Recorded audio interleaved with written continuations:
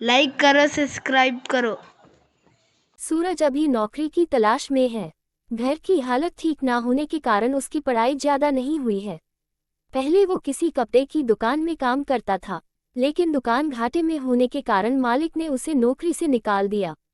अब छोटे शहर में उसके लिए कुछ काम ज्यादा है नहीं, तो वो थोड़ा निराश है।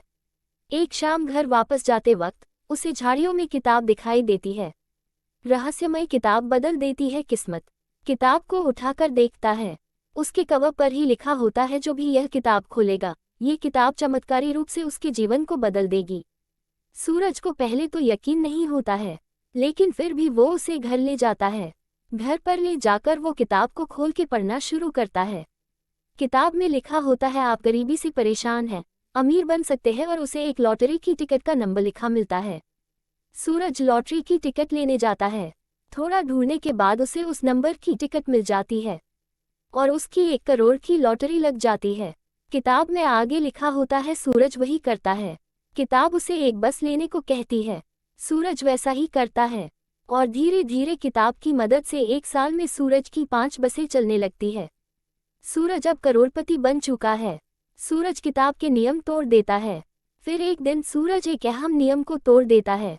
किताब की शर्त थी कि उसे रोज एक बार खोल के पढ़ा जाए।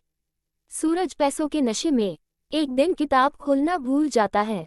फिर जब उसके अगले दिन सूरज किताब खोलता है, तो किताब की शर्त न मानने की वजह से किताब उसे दंड स्वरूप उसकी आधी दौलत दान करने को कहती है, वो भी 2 दिन के भीतर।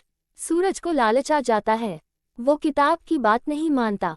उसकी बात न मानने पर किताब उसे आखिरी चेतावनी देती है और लिखती है कि अगर उसने नहीं किया तो उसकी सारी दौलत बहुत जल्द खत्म हो जाएगी।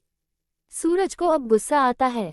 वो किताब को लेकर फिर जंगल में झाड़ियों में फेंक देता और सोचता है कि अगर वो ठीक से काम करेगा तो ऐसा कुछ नहीं होगा।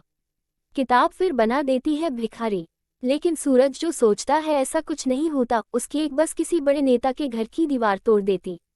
फिर सूरज पुलिस और कचहरी के चक्कर में फंस जाता है, जेल भी जाता है। धीरे धीरे किताब ने जो बोला वो होता है।